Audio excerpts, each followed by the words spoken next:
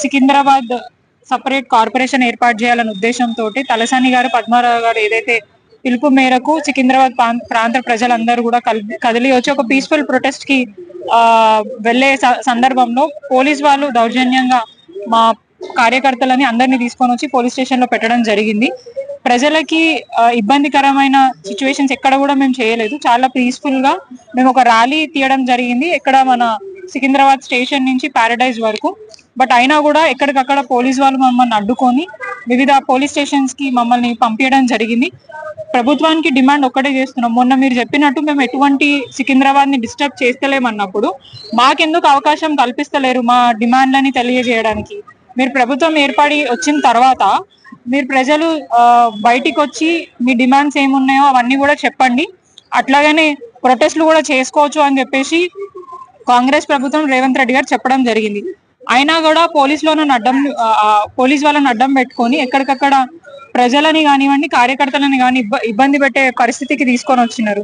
ఇక్కడ ఎక్కడ కూడా మేము ఎవరికి ఇబ్బంది కలిగే విషయం అయితే చెయ్యట్లేదు. కేవలం సికింద్రాబాద్ సపరేట్ కార్పొరేషన్ ఏర్పాటు చేయాలి. ఎందుకంటే ఆల్రెడీ ఇప్పుడు మీరు 300 డివిజన్లు చేసి 3 కార్పొరేషన్లు చేస్తామంటున్నారు. దాంట్లో భాగంగా సికింద్రాబాద్ ని మల్కాజ్గిరిలో కలుపుతా అంటున్నారు. దాని వల్ల సికింద్రాబాద్ కున్న చరిత్ర హిస్టరీ అనేది చెరిగిపోతుందనే ఉద్దేశంతో మా ప్రాంత ప్రజలందరూ కూడా సికింద్రాబాద్ ని సపరేట్ కార్పొరేషన్ ఏర్పాటు చేయాలని చెప్పేసి డిమాండ్ చేస్తున్నాం. దానికి ప్రభుత్వం సహకరించి మాకు సపరేట్ కార్పొరేషన్ ఏర్పడితే ఇక్కడ ఉన్న డెవలప్మెంట్ ఇక్కడే ఉంటది, ఎక్కడ పోదు అనేది డిమాండ్ తోటి ఈరోజు మేము ఇక్కడికి రావడం జరిగింది. అండ్ రేవంత్ రెడ్డి గారు గుర్తుపెట్టుకోండి, ఇది మీకు ఆఖరి ఎన్నికలు ఉంటాయి. మళ్ళీ వచ్చే రోజుల్లో మీ కాంగ్రెస్ ప్రభుత్వాన్ని భూస్థాపితం చేస్తారు తెలంగాణ ప్రజలు. ఇట్లా అన్యాయంగా పోలీస్ వాళ్ళని పెట్టుకొని దౌర్జన్యంగా మహిళలను కూడా చూడకుండా మా కార్యకర్తలను వదిలేసేయండి. రోడ్ల మీద పోతున్న సిటిజన్స్ కామన్ సిటిజన్స్ ని కూడా తీసుకొని వచ్చి పోలీస్ స్టేషన్ లో కూర్చోబెట్టి ఇబ్బంది పెట్టే ప్రయత్నం చేస్తున్నారు. ఇవన్నీ కూడా తెలంగాణ రాష్ట్ర ప్రజలు గమనిస్తున్నారు. ఖచ్చితంగా వచ్చే ఎన్నికలలో మీకు బుద్ధి చెప్పడానికి సిద్ధంగా అయితే ఉన్నారు. జై తెలంగాణ. Thank you. ఈ రోజు ఏదైతే రేవంత్ రెడ్డి గారు నిర్ణయం తీసుకున్నారో ఈ 3 కార్పొరేషన్లు చేయాలి, హైదరాబాద్, సైబరాబాద్ అండ్ మల్కాజ్గిరి అని చెప్పేసి. ఇలా సికింద్రాబాద్ ఎక్కడ పోయింది? సికింద్రాబాద్ అస్తిత్వాన్ని నామమూల లేకుండా చెరిపేలు వందల సంవత్సరాల చరిత్ర కదా ఈ లష్కర్ ని నామరూపాలు లేకుండా రేవంత్ రెడ్డి గారు ఎట్లా డిసిషన్ తీసుకుంటారు? ఎవరు ఇచ్చారు మీకు ఇది? అది ఒకటి ఏమన్నా మీరు ఏమన్నా ప్రెస్ మీట్ పెట్టారా, లేకపోతే క్యాబినెట్ మీటింగ్ పెట్టారా? ఓవర్ నైట్ గా మీరు అన్ని చుట్టుపక్కల ఉన్న మున్సిపాలిటీ అన్నిటిని జిహెచ్ఎంసీ లో కలిపేసారు. జిహెచ్ఎంసీ లో కలిపేసి ఒక 150 డివిజన్లను 300 డివిజన్ చేసి అది మీ నిర్ణయం అయిపోయింది. దానికి కూడా ప్రజలు గమ్మున ఉన్నారు. తర్వాత మళ్ళీ దీన్ని 3 కార్పొరేషన్లు చేయడం ఏంటి? 3 కార్పొరేషన్లు చేసినాక సికింద్రాబాద్ ఇప్పటి వరకు గ్రేట్ హైదరాబాద్ లో ఉన్నది, హైదరాబాద్ కిందకు వచ్చినప్పుడు అట్లనే ఉంచేయాల్సింది. మీరు మేడ్చల్ మల్కాజ్గిరిని ఇంకొక కార్పొరేషన్ చేసేయండి. మాది హైదరాబాద్ లో ఉన్నప్పుడు సికింద్రాబాద్ హైదరాబాద్ లోనే ఉండాలి. దాన్ని ఎలా టచ్ చేస్తారు? మీరు ఎందుకు డివైడ్ చేయాలనుకున్నారు? ఎందుకు సికింద్రాబాద్, సనత్ నగర్ లా ఎప్పుడు బీఆర్ఎస్ గెలుస్తుంది, కాంగ్రెస్ గెలవట్లేదు అని చెప్పేసి ఇది ఏమన్నా కుట్రనా? ఇది రాజకీయ కుట్రనా? ప్రజల అభివృద్ధి మీకు అవసరం లేదా? ఇవన్నీ పక్కన పెట్టి ప్రజల అభివృద్ధి గురించి ఆలోచించండి. ప్రజలకు ఏది మేలో అది చేయండి.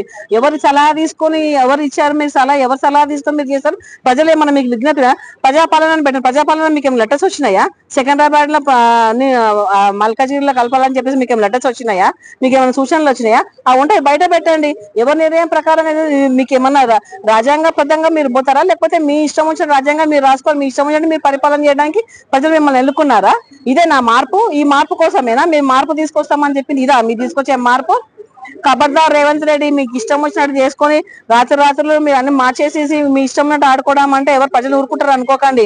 మీరు మళ్ళా ఎలక్షన్లు వస్తేందుకు 3 సంవత్సరాలు ఉన్నా కూడా అప్పటి వరకు కూడా మేము మీరు చేసిన ఆటలను సాగుతాయని ఎప్పుడు కూడా అనుకోవద్దు. సికింద్రాబాద్ ప్రజలు ఎవరేం చేతగానోళ్ళు కాదు. మేము మా ఉనికి లేకుండా మీరు చూడాలనుకుంటే మా ఉనికిని మేము ఎట్లా కాపాడుకోవాలో కూడా మాకు కూడా తెలుసు. ఖబర్దార్, జాగ్రత్త, తస్మాత్ జాగ్రత్త. మా ఉనికి మాకు అలాగే ఉండాలి. సికింద్రాబాద్ ఎట్లుందో అట్లనే ఉండాలి. మీరు మల్కాజ్గిరి మాకు కార్పొరేషన్ చేయాలని మేము డిమాండ్ పెట్టినాము. కార్పొరేషన్ చేయండి. మాకు చరిత్ర ఉంది. ఒక లష్కర్ అన్నది ఒక చరిత్ర ఉంది. ఒక చరిత్ర మీకు తెలియకపోతే తెలుసుకోండి. మీ తెలంగాణ ఉద్యమంలో పార్టిసిపేట్ చేయలేదు, మీకు తెలంగాణ మీద అభిప్రాయ ప్రేమ లేదు, ఒక మంచి ఉద్దేశం కూడా లేదు. మీరు ఆంధ్ర తొత్తుల్లాగా ప్రవర్తిస్తున్నారు. ఇక్కడ ఎవరి న్యాయకత్వం ఇక్కడ వహిస్తున్నారో ఏం చేస్తున్నారో మీరు రాహుల్ గాంధీ మాట్లాడేది ఒకటి. రాహుల్ గాంధీ గారు పార్లమెంట్ లో బుక్ పట్టుకొని మీరు రాజ్యాంగం బుక్ పట్టుకొని రాజ్యాంగం ఇవన్నీ రాసిపెట్టుందా? రాజ్యాంగ అనుకూలంగా మీరు పరిపాలించండి రాష్ట్రాన్ని. ఎందుకు రాష్ట్రాన్ని ఇట్లా ముక్కలు చేస్తారు? సిటీని ఇట్లా ముక్కలు చేయడం ఇది కరెక్ట్ కాదు. మేమందరం కూడా వ్యతిరేకిస్తున్నాం దీనికి.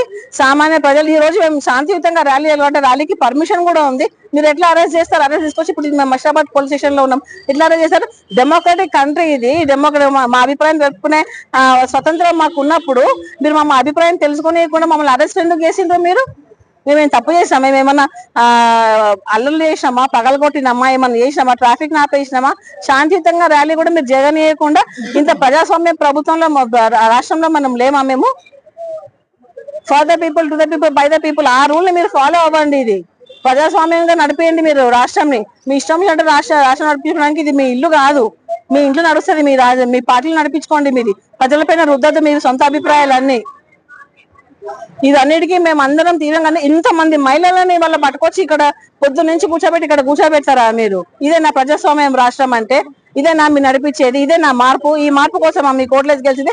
ప్రజలారా గమనించండి, కాంగ్రెస్ ప్రభుత్వం, రేవంత్ రెడ్డి ప్రభుత్వం ఏం చేస్తున్నారు? ప్రజలకు ఏమైనా ఉపయోగపడుతుందా?